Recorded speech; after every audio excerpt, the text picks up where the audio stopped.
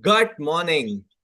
Welcome all of you to yet another happy, healthy, and nutritious day. In the last 5 years, 5 days, we all understood how and why we need to start thinking about our health, health of our near and dear ones, our customers, our teams, and most importantly, why today? Why now? We not only wish to extend our lifespan, but friends, more importantly, our health span. So that till the time we live a healthy and actually extend our life by those many years, which otherwise we won't be able to if we don't start practicing these healthy habits today.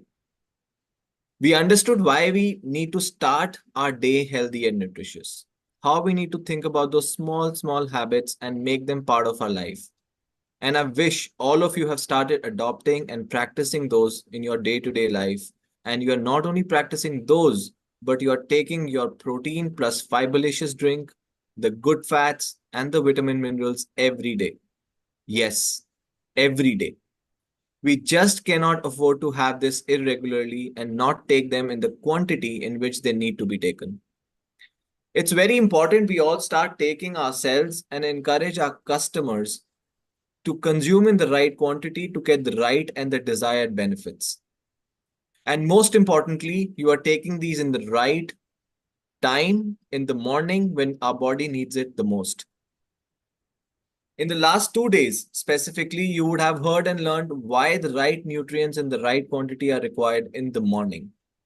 If we give our body the right thing at the right time, our body will be happy and give us everything back which is needed for us to do all that we want to do in our day-to-day lives. To further go deeper into this talk about why morning and why not afternoon, why not evening, why not night, I would like to invite our favorite Dr. Sham on stage to further share with all of you his expert views. Dr. Sham, the stage is yours. Thank you, Yogya, and very good morning to all of you. Sorry, and it was a big pleasure for me to be here again this morning. And today we are lucky to have Dr. Nikita Mehra talk to us. And Dr. Nikita Mehra, she's a scientist at Amway, and she's a PhD in pharmaceutics with a MPharm again in pharmaceutics. So she comes with a lot of experience in this domain. So I'm distinctly honored to have her here. She has been with us for some time, and I had personally selected and interviewed her. So for me, I'm very happy to see her come to the stage and give us this talk. But importantly, before she comes on stage, let me share with you what are my today's talk. As you can see today, obviously I'm not in the exercise mode because I was able to manage my time yesterday today morning, and I went for running and lifting my weights, and my protein and my omega and my daily and fiber. And so for me, it was a very good day for me, although it is a pretty exciting day and a busy day, but I must say my habits are really helping me a lot. So let's deep dive in a little bit more on the habits. And so to think about your body's internal clock, it has a natural rhythm, just like ocean's waves, right? Or a well-composed piece of music like A.R. Rahman's wonderful music, right? It has a rhythm. So when the rhythm is stable, everything flows. We are happy, harmonious, right? But when it's disrupted, it can cause significant disarray. So this internal clock, as we all know, is the circadian rhythm, right, which governs our physical, mental, behavioral changes over a 24-hour cycle, right? So that's why it's called circadian, right? Approximately 24-hour cycle. Now, light and darkness are the primary influencers of our circadian rhythm. As our brain wakes up in the morning because our brain senses light. It goes to sleep because it senses darkness, right? So, or the lack of light. So that is where the light and darkness are primary influences of circadian rhythms, dictating our wake and sleep cycles. But there are other factors which comes into play, as you already know by now, right? It's physical activity, food intake, temperature, social environment, many things comes into play.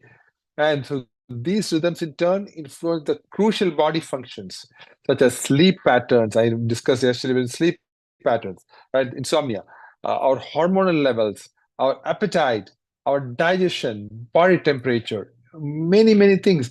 Even our gut microbiome is undergoing the same kind of circadian rhythm. But today, I'm going to share with you an amazing study which was published in a very famous journal called the Journal of American Heart Association. This study was published by the researchers in Columbia University only late in December of last year. In fact, no, January of this year. January of this year, I saw the publication and I thought it was an amazing study for us to discuss. This study involved 4,500 people. Think about it, 4,500 people, averaging about 49 years of age. Okay, they collected these people and they tracked their daily habits. Right, so and they performed all kinds of analysis and including their rest and activity patterns when they're awake, what do they do? They are running, they're active, or they're lying the sofa, not doing anything. So they looked at everything, their sleep, everything. The study's findings were striking. The participants with a stable circadian rhythm, which means that they were following their habits ritually, exhibited a significantly lower risk of health issues. Specifically, those with the greater circadian rhythmicity had a 39% to 62% lower risk of heart disease, hypertension, obesity, and central adiposity, which means the belly's fat, the fat around our belly, right? So, additionally, participants who were more active during the wake periods, meaning even when they're awake, they were running around, and like me, moving here, there, getting this, getting that. They're 19% to 72% lower risk of these conditions. So their risk even went down even further, right? So the risk reduced the more and more they were active during the wake cycle. Now, the regular sleep wake cycle and the rest activity patterns were also associated with a 52% reduction in heart disease and a 23% reduction in obesity. But conversely, when they observed people who were having irregular circadian rhythm and inefficient sleep, they increase the heart disease risk of heart, not disease itself, but the risk of the disease by more than threefold, and obesity risk went up by 24%. Right?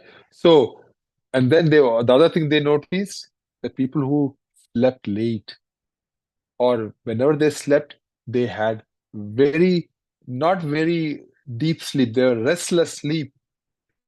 Their chances of developing the heart disease, hypertension, obesity, and that unhealthy belly fat all went up by 36% to almost 100%. That is the drastic impact of this dysregulated circadian rhythm, right? So now, few additional new things which came out from the study was that it uncovered links, the connection between greater circadian instability, meaning the people were having all kinds of rituals, not a habit. They were not following anything, right? So there they had a 24% increase in diabetes risk and a 31% higher chance of developing metabolic syndrome and a 18% higher risk of developing dyslipidemia, meaning higher amount of all kinds of bad lipids in the body, like you name it, cholesterol, lipoprotein A kind of things, right?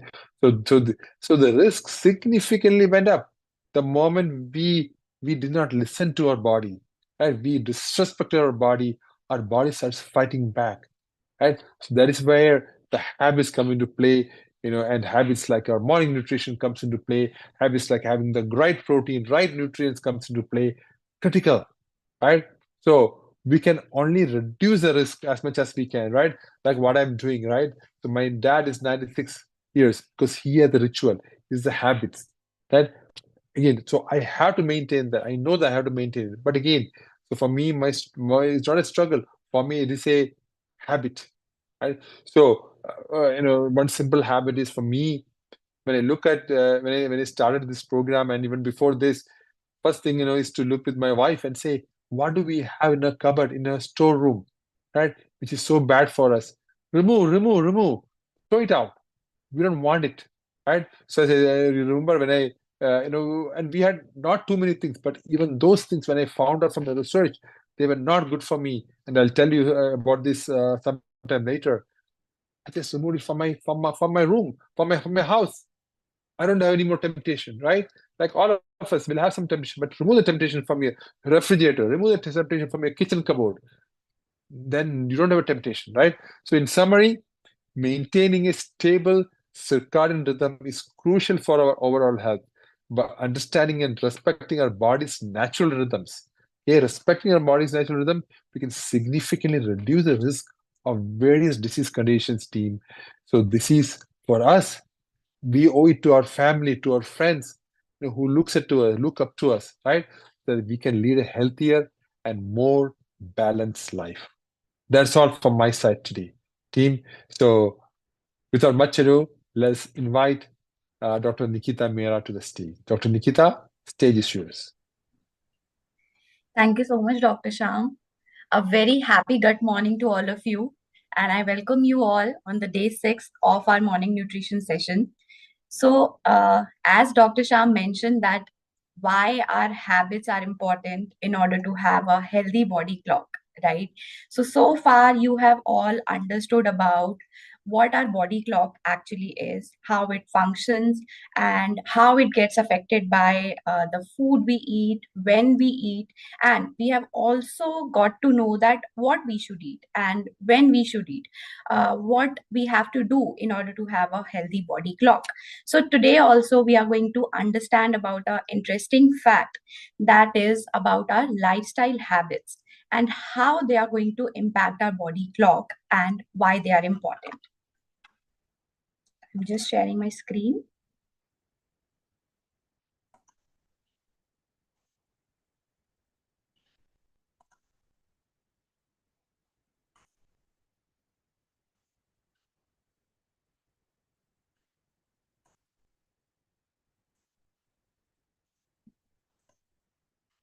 So, what are lifestyle habits and how they are going to affect our body clock? So, lifestyle habits is going to be what we do in a day, what we eat in a day, and how we are eating, what we are eating. So, all these things actually impact our body clock, and that is how we are going to have an impact on our overall health. So there is a quote that says that understanding the intricate dance between the body clock and the lifestyle habits is going to unveil the profound influence of our daily rhythms on overall well-being and health. What do we mean? That means if we understand that the body clock and the lifestyle habits, they are interlinked, we can understand our body rhythm and we can have our good health and our overall healthy body. So let's start this with the Ayurvedic principle that are the pillars of foundation of health. So as per Ayurveda, they suggest the principle that is that we can easily memorize by remembering shade. So what does it say? That we need to have adequate sleep. H stands for adequate hydration. That means we need to have proper hydration. And A is suggesting have a healthy, balanced diet. And E is saying exercise. That means we need to do regular exercise. So this shade is suggesting that these are the habits that we should adopt in order to have a healthy habit. And in addition to the shade, we need to support our overall health with the help of supplementations. So wherever we get a gap between the nutrition requirement that we need, we can support it with the help of supplementation. So let us, understand quickly about our body clock. So we have already understood that there is one main clock in our body and there are individual clocks as well. So just like in the house, we have one main switch that is going to control all the switches in your house, and those individual switches you turn off or on as per your requirement. So whenever you need light, you turn the switch on. Whenever you feel hot, you turn on the AC. So as per your requirement, the individual switches are on, but they are going to get the connection from the main switch. So just like that, our body is also having a main clock, which is there in our brain, that is controlling all the individual clocks. And the individual clocks, we refer to the different organs that they function. But all those clocks are going to get the signal from our main clock, that is our brain clock. And there are few factors, just like in our household, we get the signal from our requirement. So just like that, in our body, we are going to get the signal from light. So light is going to play an important role. Whenever we have light exposed to our body, our brain gets triggered, the main clock gets activated, and that is how the individual clocks are going to work. And also diet. So what we are eating and at what time we are eating, that is also going to impact the main clock, and that is how the individual clocks are going to respond. And in addition to light and diet, exercise also plays an important role, because if you incorporate exercise in your body, in your daily routine, your body is going to respond to that as well, because exercise stimulates many functions in the body, many organs get activated, and that is how the individual clocks are also going to respond. So for our body, light, diet and exercise are going to be the trigger source in order to activate our main inner clock, and that is how the individual clocks. So what lifestyle factors actually affect our body clock? What factors are there that is going to, affect our body clock? What do you think that that affects our body clock? You can comment your answers in the chat box. But in the meantime, you do that, I can tell you that there is physical activity. Physical activity impacts your body clock. Just like I mentioned, when you're going to do exercise, you exercise, your body organs get activated, and that is how they get a signal that they have to perform more, and that is how the individual clock is going to signal to the brain. The brain is going to give a signal, and your body clock is going to start working. Your sleep cycle also affects your body clock. At what time you are sleeping, at what time you are waking up, all these factors affect our body clock. In addition to sleep, food habits also affect our body clock. If you are having your timely meals, you're having meals on time, and you're going to have a systematic body clock, your body rhythm is going to be in a synchronized manner. And your stress is also going to affect your body clock. If you're not going to have chronic stress, your stress levels are normal, then your body clock is also going to be normal. But if you take lot of stress, the stress hormones levels are going to increase in your body, and that is how your body clock may also get affected.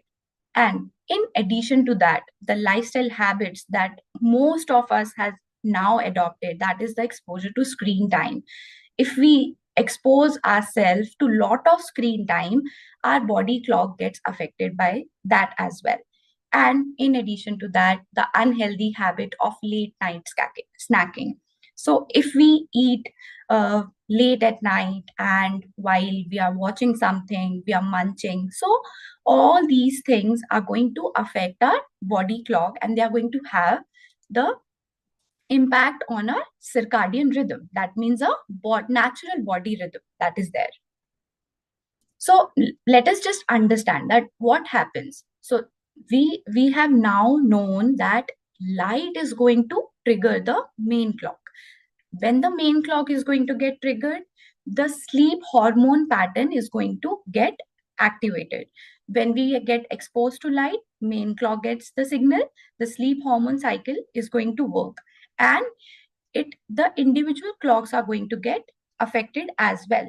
So just light triggers the main clock, and hence the individual clock, the exercise or the lifestyle habits that we are adopting, they also trigger our main clock, and they affect the sleep wake cycle.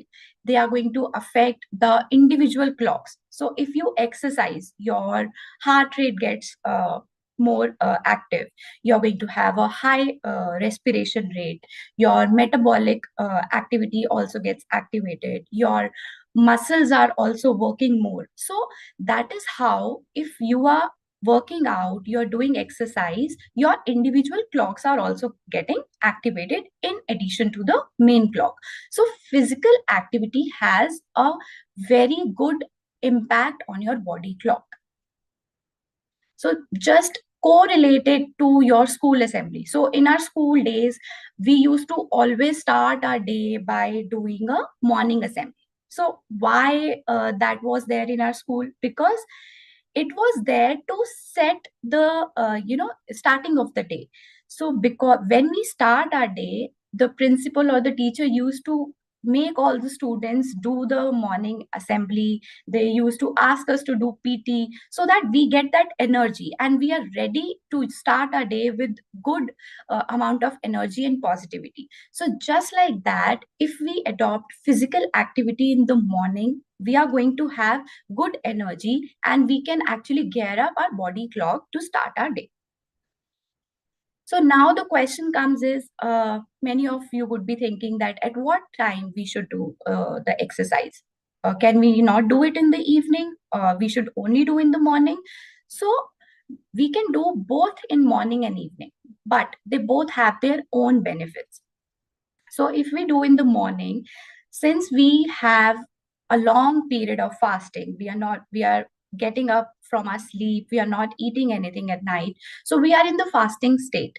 And so and if we do exercise in the morning, we have the low risk of hypoglycemia when the glucose levels get low. So that is the hypoglycemia. So we have low risk of developing that. And since we are in the fasting state, the lipid oxidation, that means the lipid metabolization process, is more active. And as well as in the females, it has shown that the morning routine of physical activity helps in the reduction of the abdominal fat as well. But you can do it in the evening as well, but you need to make sure that you're not doing in the late evening. In the early evening you should do, because as the day moves towards the end, we have low glucose levels in the body if we are following and eating as per our body clock. So our insulin sensitivity, the natural process of insulin sensitivity, is also going to lower down. So if we do the early evening exercise, the insulin sensitivity gets balanced, it gets improved. So the people who have low insulin sensitivity, if they perform physical activity in early evening, they may improve their insulin sensitivity. And also it has been seen that the lipolysis process also increases. Lipolysis is the breakdown of the fat and the lipid metabolism, and also there is an increase in the muscle mass. So we can do exercise both in the morning and evening, but in the evening it should be done in early evening and not late evening. So, but what are the benefits of doing the physical activity in the daytime? So if we do the physical activity in the daytime, so first thing is going to be you're activating your body clock. So when you're going to do morning workout, you are giving a signal to your body that now you're prepared for the day. You're activating your main clock. So your daily pattern body clock is going to start. You're going to get exposed to the natural light. So if you're working out in the sunlight, you're working during the daylight, your body is going to get the natural light. So through the natural light, the circadian rhythm is going to flow in a proper way.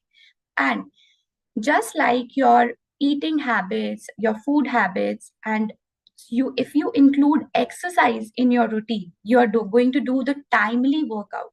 So that is, your body is going to get a signal that this time your body starts working out, and that is how your daily rhythm is going to get set up and your body is going to function properly. And also it helps in the maintenance of your body temperature. So your body temperature also gets balanced if you work out in your daylight.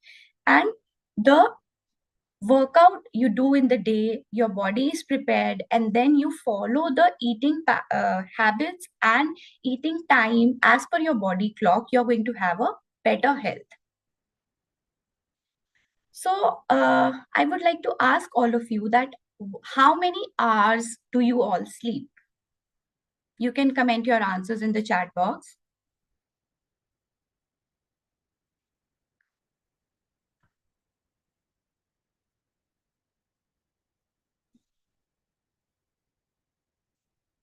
And I would like to tell you that approximately 1/3 of a lifetime, the studies have shown that 1/3 of a lifetime, all of us spends in sleeping. So we actually sleep a lot. Yeah, we have started getting the answers. Somebody's saying 8, 6, 7. Yeah, that's good. So actually, we all should get 6 to 8 hours of sleep. And if we combine it together, 1/3 of a lifetime we are actually spending in sleeping. So why sleep is important? Sleep is important because your body goes in the repair process. While we sleep, our body goes in the repair process. So just like we just have a quick recap, just like we understood that there is a main clock in the house that is going to support the individual switches, and that is going to support the switches that are connected to our devices. So as per our requirement, we turn the switch on and off. And so just like that, our main clock, that is our brain, that is going to get affected by the light that we get exposed to. So our body knows. So when we are going to get natural light, our body is going to get activated. That means the main clock is going to get activated. And that is how the individual organs, the individual clocks in our body is also going to gets activated and start working. But at night, our body knows, when we get the night time, our body gets a signal that now we have to shut down on our individual clocks to a limited extent to go into the repair process. So we don't have to function that much. So let us just understand what happens. When we are exposed to the daylight, so our brain gets a signal, and yeah, so here we can see, when we get exposed to the daylight, through our eyes, we are going to get the signal to the brain. So in the brain, there is a pineal gland. So pineal gland, what it does is, when it gets the light exposure, it decreases the secretion of melatonin. So melatonin is a sleep hormone, so sleep inducing hormone. So when we get exposed to the light, the pineal gland is going to decrease the melatonin. That means it is the time to wake up. But while we are at night, our body is not exposed to light. So the pineal gland is going to get activated, and it is going to secrete melatonin. So when the melatonin is going to be more in the body, our body is going to get a signal that we now need to go to sleep. So that is how this main clock and the individual clock in our body is functioning as per our light cycle and inducing the sleep cycle. So what happens if we have sleep disturbance? And sleep disturbance can be due to many reasons. So either you are sleeping late, or you are getting up late, you are having a irregular sleep-wake cycle, you are having a jet lag, or you're, because of your shift work, you're working late till night, you couldn't get a proper sleep. So all of these factors can lead to sleep disturbances. But what is going to happen if you're going to have a disturbed sleep pattern? So you're going to have fatigue. Because your body has not got proper rest, you're going to feel low energy, you're going to have fatigue, you're going to have mood problems, you're going to have lower mental capabilities because your mind is not completely active. You're going to have metabolic disorders as well. Your body is not going to have low performance. Since your body has not got proper rest, you're going to be low on energy, and hence your performance can be affected. You may have gastric issues as well. And because of the low energy, your alertness levels can also get lowered down. So that is how the sleep disturbance can have all these problems in our day-to-day life. So what do you think about the afternoon nap? This we all talked about the sleep at night.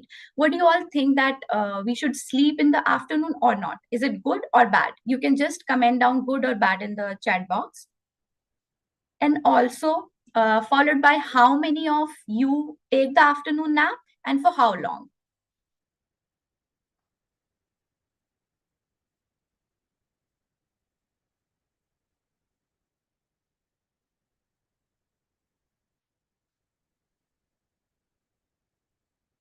Okay, so we have started getting the answers.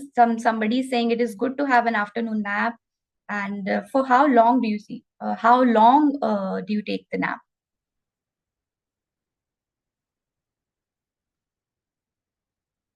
Okay, yeah. So somebody is saying we take 1 hour nap. It is good. It is bad. So we are getting mixed answers. So let us understand: is it actually good to have an afternoon nap, and for how long we should take it if we take? So we have both good and the bad for taking an afternoon nap. So it is going to be good only if we do it in a proper way and in appropriate time duration, and it is going to be bad if we not take it at the right time and not for the right duration. So if we are taking a very long afternoon nap, then we sometimes when we get up we feel disoriented because we slept a lot. We have disturbed our body pattern. Our body is not functioning properly as per our circadian rhythm, so we have the disorientation. And also if we sleep for long hours, we have the disturbance in our night sleep as well. So people who sleep usually for very long hours during afternoon, they tend to have very late night sleep. They don't sleep on time. They don't go to bed early. And that is how their circadian rhythm gets affected.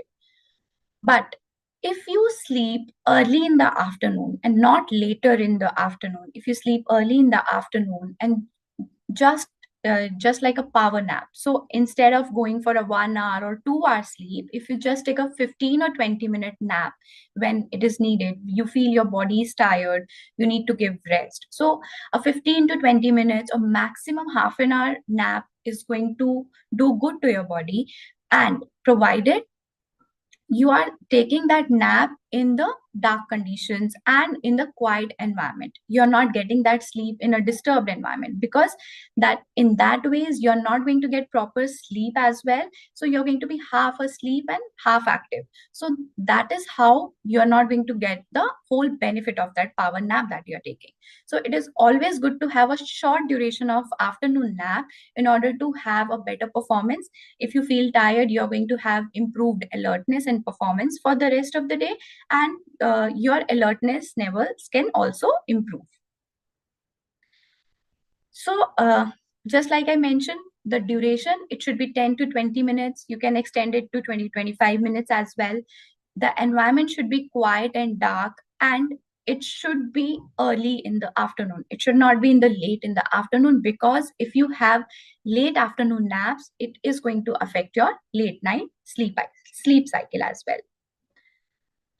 So, and sometimes what happens that the craving, if we don't sleep early, if we don't go to bed early on time, we tend to have the cravings, the late night cravings. So what does that mean? So if we are having the late night food cravings, that means you actually need to go to bed early. If you're going to bed on time, you're not going to have all those late night cravings.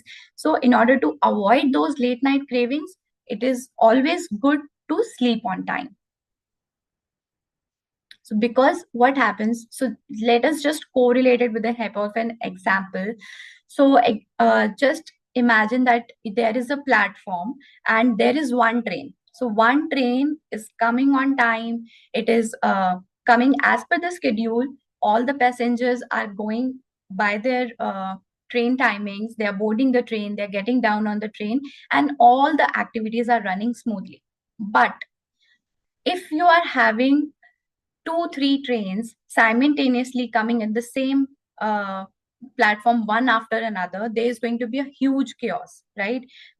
And there is not going to be any synchronization in the crowd as well, because everybody has to board their train and they don't know when their train is going to come. So there is going to be a bombardment of people as well. So just like that, if we are having timely eating, we are eating on time, we are following our body rhythm, we are going to have a proper circadian rhythm cycle in the body. But if we are not eating on time, we are eating without the circadian rhythm synchronization, we are eating at irregular intervals, we are after our dinner, we are having again the late night snacks, and we are munching while we are watching something. So the body also gets confused. It doesn't know how to perform because it it is supposed to act as per the routine, but you are bombarding it with multiple meals, so the body is going to have a chaos in the process, and the body cycle is going to get affected, and hence your metabolic process is going to get affected. So it is always good to have snacks and food at the right time and avoid late night snacking. So just like in this graph, you can see if we have the food as per our body clock, we are going to have proper metabolic process. We are going to have a lean body. We are not going to have overweight. We are not going to have health issues. But in case we are eating too much and we are eating at irregular intervals, the metabolic processes are going to get affected, body rhythms are going to get affected, and hence we are going to end up gaining weight and affect our overall health. So what are the tips that you should do to avoid the late night snacking? So we should have balanced diet with high protein and fiber. So because if you're going to have high protein and fiber, you're going to get that full feeling. Your satiety is going to be fulfilled and you're not going to crave for those midnight snacking. You have a proper routine, just so that your body is also aware that at this time you're going to get the meal, and it is not going to be loaded with irregular meals. Identify the triggers. You just identify that what triggers your midnight snacking or late night snacking, and avoid those. You have a create a relaxing bedtime routine. Just avoid the screen before sleeping, go and do meditation, have proper food at the right time, and do mindful eating. If whenever you feel like having something, just prepare yourself mentally that you have to avoid it, and go for a healthy option and eat at the right time with the full balanced diet. Limit your screen time. Avoid going to bed just after watching your TVs or mobiles. Just keep it away, so that while watching, we usually end up having the craving or having something. So avoid the screen time or limit the screen time. Get enough sleep. So if you're going to have enough sleep, your body is going to be functioning properly. And always, if you feel like having something, always go for a healthy snack. Do not go for unhealthy snacking. Always opt for a healthy snack. So now what comes is the food habit. That means that caffeine intake that we take. So how many of you actually take caffeine or tea or coffee during the evening or just before a few hours when you go to sleep? So just imagine that if you are having caffeine, imagine like a road, okay? At night time, there is a traffic signal in the traffic police that regulates the traffic, okay? So during the daytime, we are traffic police is regulating, the traffic lights are functioning properly, and the cars move as per the traffic signals. But at night, we see that when the traffic signal is going to be green, the cars are going to move fast, they are not going to stop, and they are going to move randomly. So just like that, caffeine is going to work as a traffic police. It is going to work as a traffic signal, because caffeine has the ability, it works on a adenosine, that is the energy molecule. So what does it do? It boosts up our energy in the body, if you understand. So what is going to do? It is going to activate the energy molecule in the body. It is going to get activated, and the body function is going to get start. So while we are preparing our in the evening time, we are actually moving towards the end of the day. We are preparing our body to go for that sleep cycle. We are preparing our body to relax. We have to give the rest to the body. But if in that time you're going to give your body the high amount of caffeine with a lot of tea or coffee, so what happens is the energy molecules, that is the receptors, they get activated. The energy molecules are going to be released. Our body is going to feel energetic and it is going to start functioning. So what is going to happen? Our body is going to be in the rush, and the sleep pattern is going to get disrupted, because we were in the process of making our body calm and relaxed to prepare for the sleep cycle, but we have triggered it by giving the energy molecule.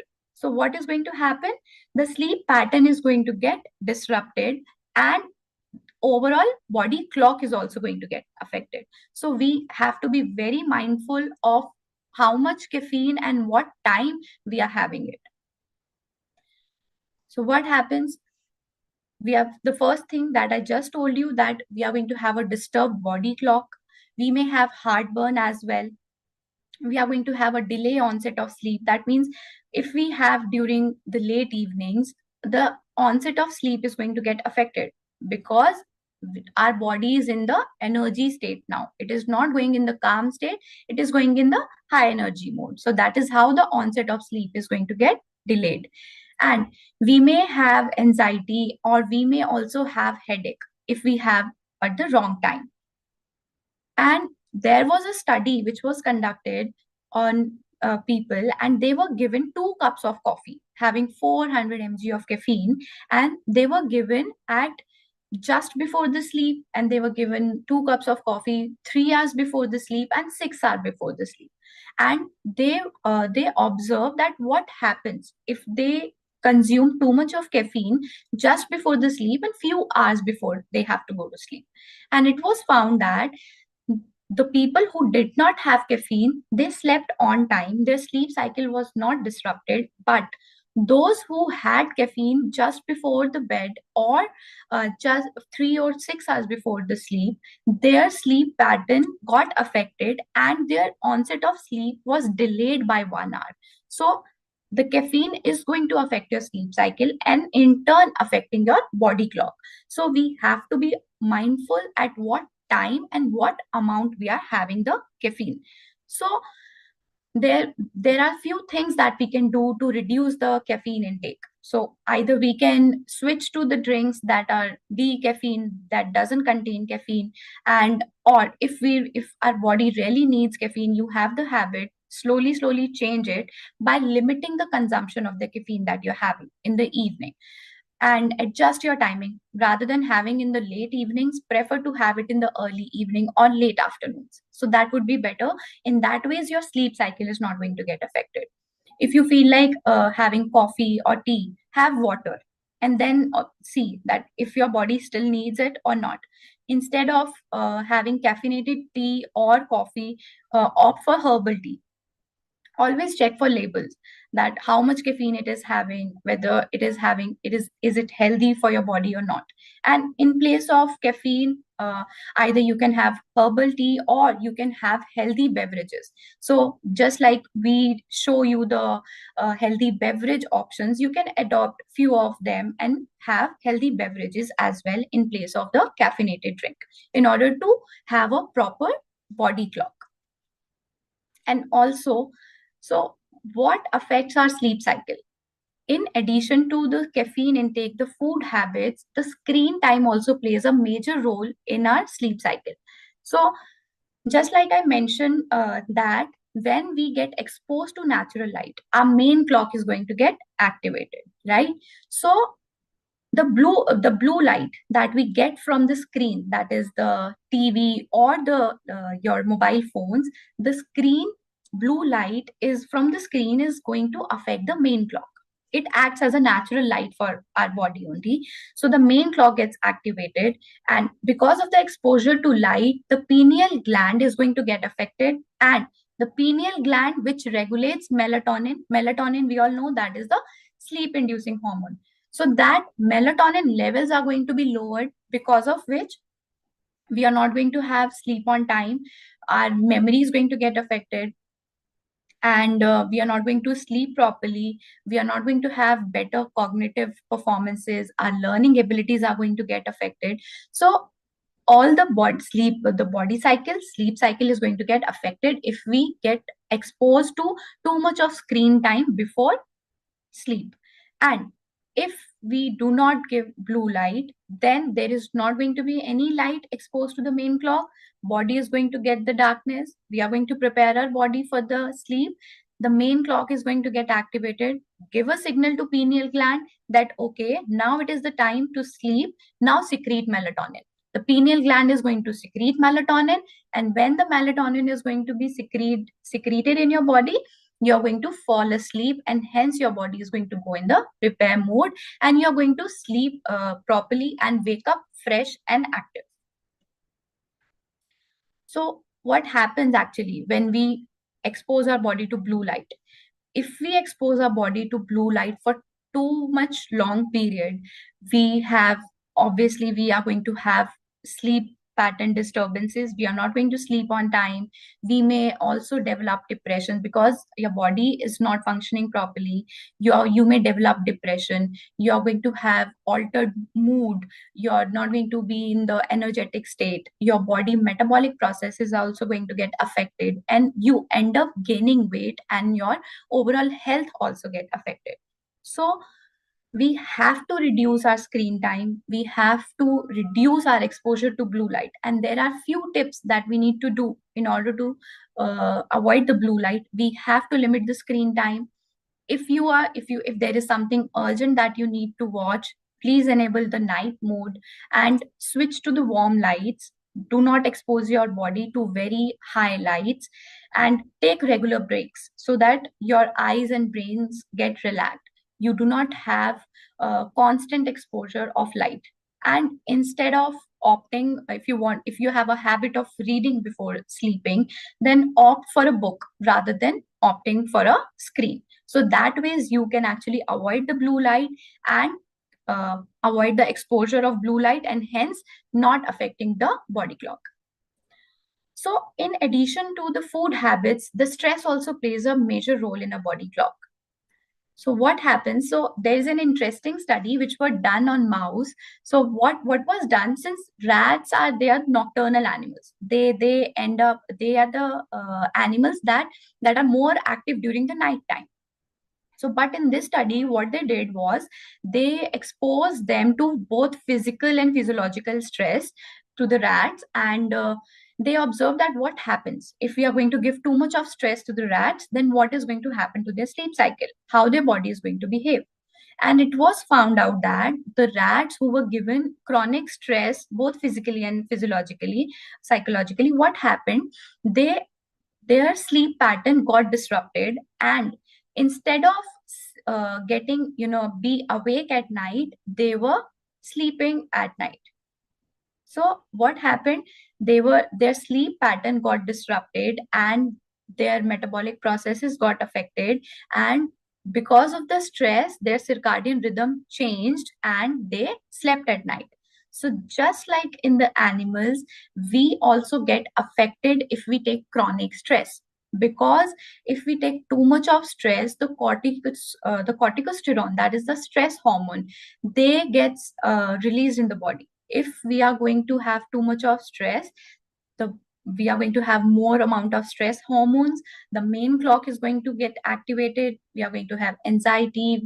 The main clock is going to be activated.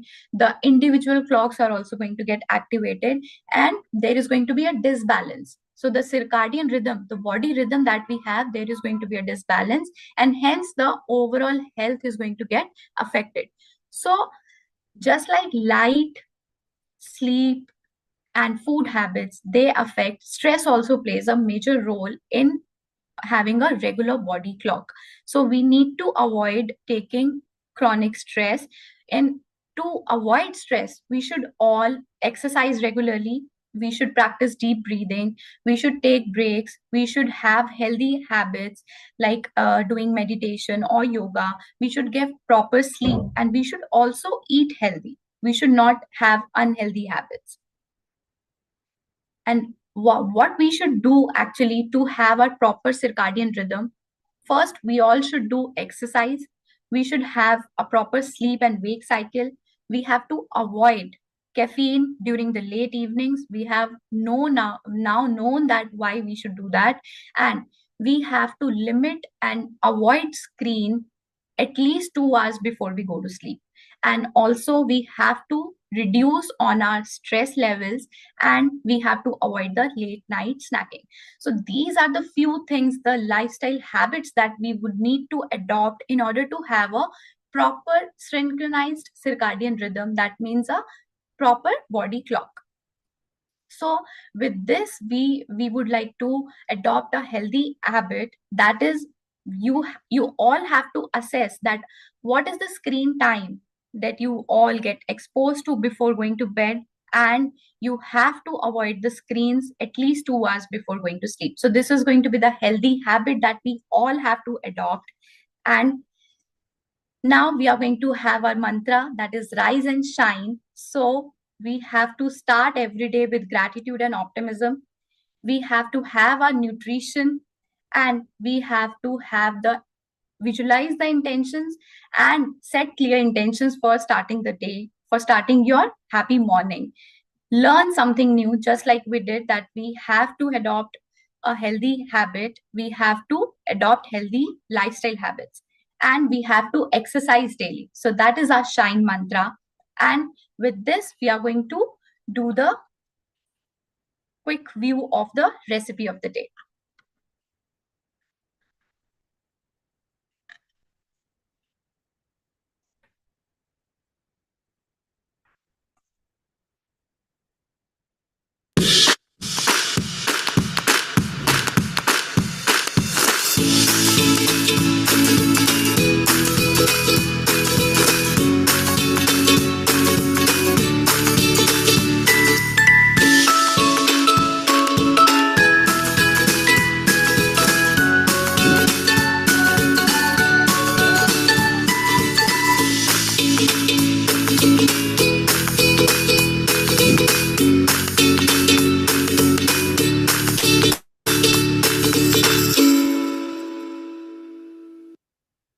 So that was the healthy beverage for you all that you can actually have in place of the caffeinated drinks. And there is one more recipe that I'm going to share with you all.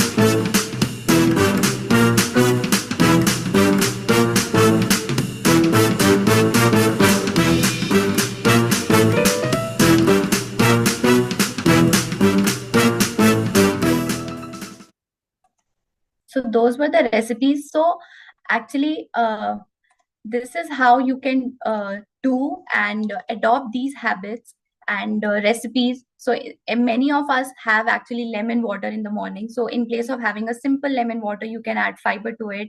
And dalia, we all know that is a healthy recipe. So we can add fiber and protein to it in order to have the maximum benefits.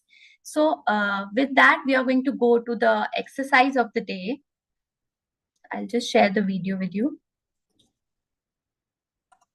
A very happy gut morning, everyone. And today we're gonna get started with my one of the most favorite workout, which is jumping jacks. It's the easiest workout, and every beginner can get started with it. And not just that, it is a high calorie burner. So if you really wanna crush those calories, you can get started with the jumping jacks. So let's get moving. So let's get started with understanding the most basic version of jumping jacks. For this, you'll stand in an athletic position. Your feet, your hips, your shoulders all in one straight line. Your core has to be nicely tucked in, and we'll jump with our feet moving out along with our palms also moving out. And if you can, go ahead and bring a clap here. That's a bouncer. So let's get started, and we'll try to catch on at least 15 to 20 reps in one go. So here we go. 1, 2, 3, start. 1, 2, 3, 4, 5, 6, 7, 8, 9, 10, 11, 12, 13, 14, 15, 16, 17, 18, 19, 20.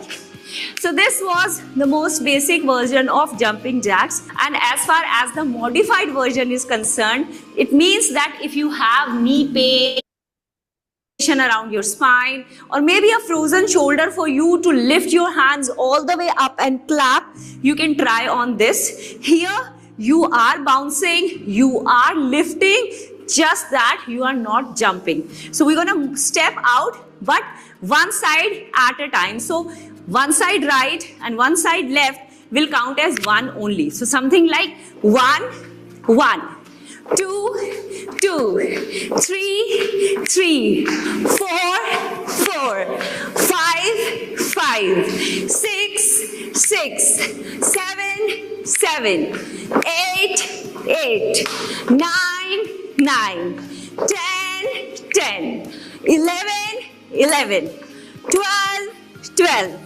13, 13, 14, 14, 15, 15, 16, 16. You're gonna have to stretch all the way up. 17, 17. Lengthen your spine. 18, 18, 19, 19, 20, and 20. So this was the modified version, in which you are doing the entire activity. You bringing in all that energy also, just that you're not jumping. And it is absolutely okay to practice the modified version if you're not able to do the basic version. Don't think that you are anywhere lesser than someone in this fitness journey if you are not practicing the full-fledged version. It's absolutely okay to go one step at a time. This is high calorie burner, and you will have your heart pacing in this workout. So try at least 3 sets, 20 reps, and it's gonna be a quick killer. So as far as breathing is concerned, in all these high intensity workout, you'll take a nice deep inhale when you are at the center or when you are prepping up for the workout. Every time you move, you're gonna exhale. So which means that every time I'm stepping out, I'm exhaling, getting in, automatically inhaling, then getting out and exhaling. So something like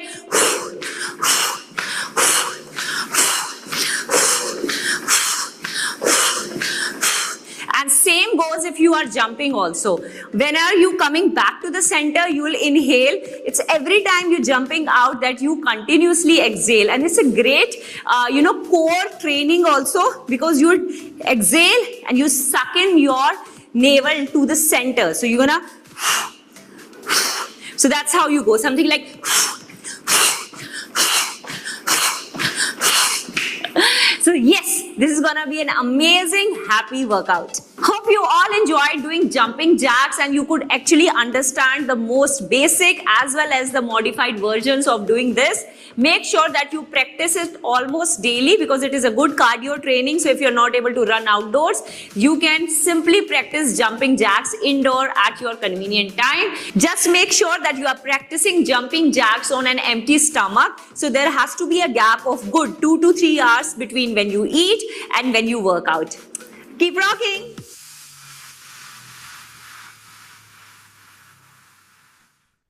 Well, that was a simple yet effective exercise. I hope you all have learned it and you would be practicing it daily. to have a healthy body. With this, we are going to wrap the morning nutrition session for today, and we are going to meet tomorrow for the day 7, where we are going to understand the maximizing the impact of protein as per our body clock. So how protein is going to affect our body clock. Thank you, everyone. We'll meet you tomorrow. Thank you.